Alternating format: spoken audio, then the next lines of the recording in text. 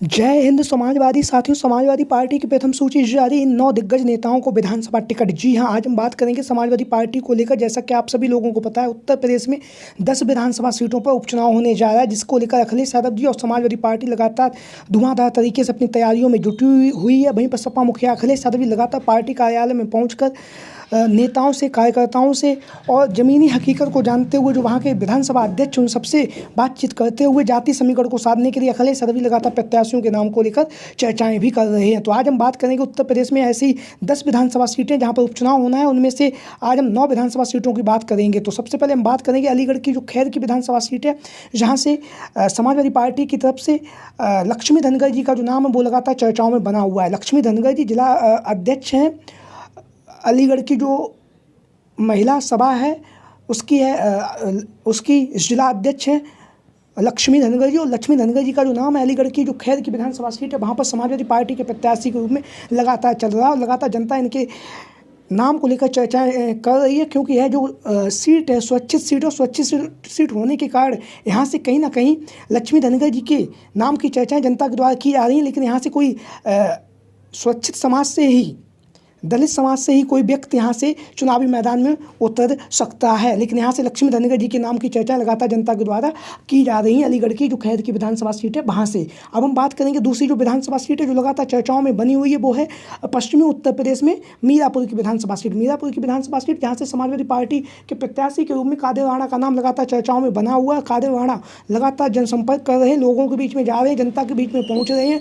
जनसंपर्क के कार्यक्रम के माध्यम से लगातार जनता से रूबरू हो रहे हैं कादिर राणा जी। कादिर राणा के बारे में अगर हम बात करेंगे तो यह जाट समाज से आते हैं और जाट समाज से आने के साथ ही साथ जो मीरापुर की जो विधानसभा सीट है वो जाट और मुस्लिम और दलित बाहुल्य सीट है। तो ऐसी स्थिति में जाति समीकरण को साधने के लिए कादिर राणा जी यहाँ से समाजवादी पार्टी के प्रत्याशी हो सकते हैं। लगातार कादिर राणा जी समाजवादी पार्टी के मुखिया अखिलेश यादव जी से बात कर रहे हैं और नेतृत्व से भी लगातार संपर्क में बनाए हुए हैं। वहीं पर क्षेत्र की जो जनता है उस जनता से भी लगातार कादिर राणा मिल रहे हैं और बहुत ही मजबूती के साथ टिकट की जो दावेदारी है इनके नाम की चर्चाएँ भी चल रही हैं। तो मीरापुर की जो विधानसभा सीट है वहाँ से समाजवादी पार्टी के प्रत्याशी के तौर पर कादिर राणा का नाम लगभग तय माना जा रहा है। लगातार इनके नाम की चर्चाएं चल रही हैं।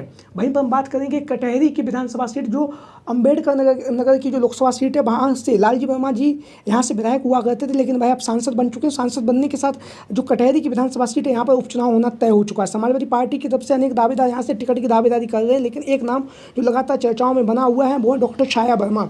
डॉक्टर छाया वर्मा जो पूर्व में बहुजन समाजवादी पार्टी की तरफ से जलालपुर की जो विधानसभा सीट है वहाँ से चुनावी मैदान में उतर चुकी हैं। तो 2024 में जहाँ पर कटहरी की विधानसभा सीट पर उपचुनाव होने जा रहा है, समाजवादी पार्टी के प्रत्याशी के तौर पर डॉक्टर छाया वर्मा का जो नाम है वो लगातार चर्चाओं में बना हुआ है। वहीं पर लगातार डॉक्टर छाया वर्मा जी जो क्षेत्र की जनता है उस जनता से मिल रही है और लगातार जनसंपर्क के माध्यम से जनता से रूबरू हो रही है, बहुत ही मजबूती के साथ टिकट की दावेदारी पेश कर रही है और लगातार इनके नाम की भी चर्चाएं चल रही हैं। दावा ये भी किया जा रहा है सूत्रों की माने तो यहाँ से डॉक्टर छाया वर्मा का जो टिकट वो तय माना जा रहा है, क्योंकि इनके जो पिताजी हैं लालजी वर्मा वो यहाँ से कई बार विधायक रह चुके, तो उनकी यह परंपरागत सीट है। तो ऐसी स्थिति में डॉक्टर छाया वर्मा जी समाजवादी पार्टी की तरफ से प्रत्याशी हो सकते हैं। इस तरह की जो खबरें लगातार सोशल मीडिया के माध्यम से और बहुत सारे यूट्यूबर्स के माध्यम से जानकारी सामने आ रही है। हालांकि जाति समीकरण के हिसाब से भी जो डॉक्टर छाया वर्मा जी उनका पलड़ा भारी दिखाई दे रहा है। तो लगातार इनके नाम की चर्चाएँ चल रही हैं। वहीं पर हम बात करेंगे मिर्ज़ापुर की जो मंझवा की विधानसभा सीट है। मिर्ज़ापुर की मंझवा की विधानसभा सीट से समाजवादी पार्टी के प्रत्याशी के तौर पर यहाँ से राजेंद्र एस बिंद का नाम लगातार चर्चाओं में बना हुआ है। राजेंद्र एस बिंद, जैसा कि आप लोगों को पता है, मिर्ज़ापुर से पहले अखिलेश यादव जी ने इन्हें लोकसभा का प्रत्याशी बनाया था, लेकिन अंतिम समय पर रमेश चंद्र बिंद को अखिलेश यादव जी ने यहाँ से प्रत्याशी बनाया और राजेंद्र एस बिंद का जो टिकट था वह काट दिया। उसके बाद लगातार चर्चाएँ हो रही हैं कि मिर्ज़ापुर की जो मंझवा की विधानसभा सीट है यहाँ से समाजवादी पार्टी के मुखिया अखिलेश यादव जी बिंद बाहुल्य सीट है। तो ऐसी स्थिति में राजेंद्र एस बिंद को चुनावी मैदान में उतार सकते हैं, क्योंकि अखिलेश यादव जी ने 2024 के लोकसभा के चुनाव में जब उनका टिकट काटा था तो कहीं ना कहीं उन्हें आश्वासन दिया था कि आगामी समय में जब भी मौका मिलेगा हम आपको उचित सम्मान देंगे। तो ऐसी स्थिति में राजेंद्र एस बिंद का जो नाम है मिर्ज़ापुर की मंझवा की जो विधानसभा सीट है वहाँ से लगातार चल रहा है, क्योंकि लोकसभा के चुनाव में इन्होंने धुआंधार तरीके से चुनाव प्रचार भी किया और बहुत जल्द से ही जैसे ही इनकी टिकट जारी हुई उससे पहले ही कई महीनों से अपना चुनाव प्रचार कर रहे थे, लेकिन अंत समय पर इनका टिकट काट दिया गया। तो लेकिन अब जब मिर्ज़ापुर की मंझवा की विधानसभा सीट पर उपचुनाव होना तो यहाँ से राजेंद्र एस बिंद का टिकट लगभग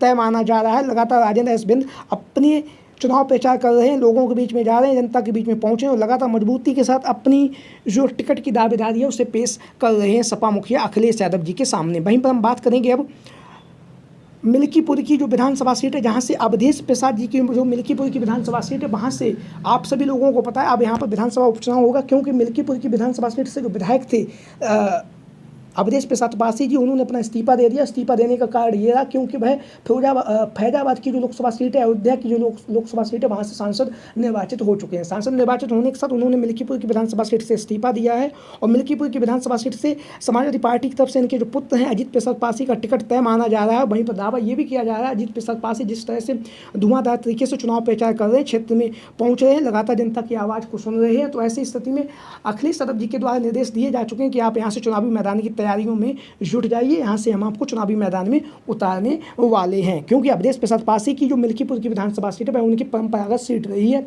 वह यहाँ से कई बार के विधायक भी रहे हैं अवधेश प्रसाद पासी जी। तो मिल्कीपुर की विधानसभा सीट से अजीत प्रसाद पासी का जो टिकट है लगभग तय माना जा रहा है। लगातार धुआंधार तरीके से वह अपना चुनाव प्रचार कर रहे हैं, लगातार जनता के बीच में पहुँच भी रहे हैं अजीत प्रसाद पासी जी। वहीं पर हम बात करेंगे अब, जैसा कि आप लोग देख रहे हैं, एक ऐसी विधानसभा सीट जहां से समाजवादी पार्टी का गढ़ माना जाता रहा है और समाजवादी पार्टी का यहां से 30 सालों से कब्जा है। जी हां, शीशामऊ की विधानसभा सीट जहां से समाजवादी पार्टी के जो विधायक थे इरफान सोलंकी जी 3 बार लगातार उन्होंने चुनाव जीता है, 2012 में, 2017 में, 2022 में। हालांकि अभी एक केस में उन्हें 7 साल की सज़ा सुना दी गई और 7 साल की सज़ा सुनाए जाने के साथ इनकी जो विधायकी थी वह खत्म हो चुकी है। विधायकी खत्म होने के साथ ही साथ यहाँ पर विधानसभा उपचुनाव होना तय हो चुका है और विधानसभा उपचुनाव में समाजवादी पार्टी की तरफ से अनेक दावेदार टिकट की दावेदारी कर रहे थे, लेकिन सपा मुखिया अखिलेश यादव जी ने एक निर्देश जारी किया और निर्देश जारी करते हुए उन्होंने ऐलान कर दिया कि जो शीशामऊ की विधानसभा सीट है यह इरफान सोलंकी जी की परंपरागत सीट है। वहाँ से इनके जो पिताजी विधायक रहे हैं, फिर इरफान सोलंकी विधायक रहे हैं, लेकिन अब इरफान सोलंकी के बाद जो नसीम सोलंकी जी जो इनकी पत्नी है उनका टिकट तय माना जा रहा है। अखिलेश यादव जी के द्वारा विधानसभा अध्यक्ष को दिशा निर्देश जारी कर दिए गए। वहीं पर आदेश दिया गया कि नसीम सोलंकी जी से कहिए कि आप यहाँ पर विधानसभा उपचुनाव की तैयारियों में जुट जाइए, समाजवादी पार्टी और समस्त कार्यकर्ता नेता आपके साथ हैं और आप यहाँ से चुनावी मैदान में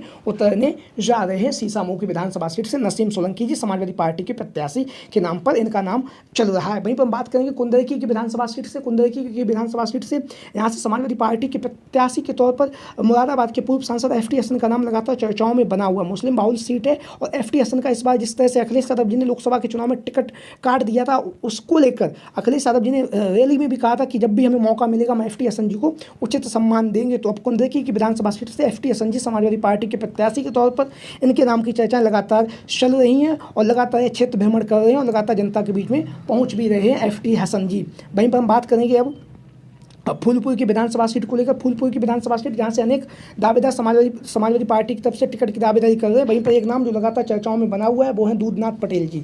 दूधनाथ पटेल जी समाजवादी पार्टी के दावा और दिग्गज नेता हैं, लगातार जनसंपर्क कर रहे हैं।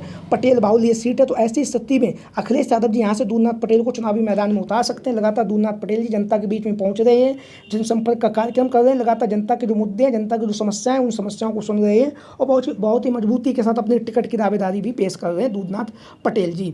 वहीं पर हम बात करेंगे अब कहल की विधानसभा सीट को लेकर। कहल की विधानसभा सीट से भी समाजवादी पार्टी की तरफ से अनेक दावेदारों के नाम हैं लगातार चल रहे हैं, लेकिन यहाँ से जो नाम सबसे ज़्यादा चर्चाओं में बना हुआ है वो है तेज प्रताप यादव। तेज प्रताप यादव मैनपुरी के पूर्व में सांसद रह चुके हैं और जो कहल की विधानसभा सीट है जिस तरह से वह धुआंधार तरीके से चुनाव प्रचार कर रहे हैं, लोगों के बीच में जा रहे हैं, उसको देखने के बाद ऐसा ही लगता है कि कहल की जो विधानसभा सीट है वहाँ से तेज प्रताप यादव का चुनावी मैदान में उतरना लगभग तय माना जा रहा है। तो आप लोगों की क्या राय इन संभावित दावेदारों को लेकर? सभी साथी कमेंट बॉक्स के माध्यम से अपनी राय जरूर दें। आज की वीडियो में इतना ही। जय हिंद, जय भारत, जय समाजवाद, जय अखिलेश मिशन 2024।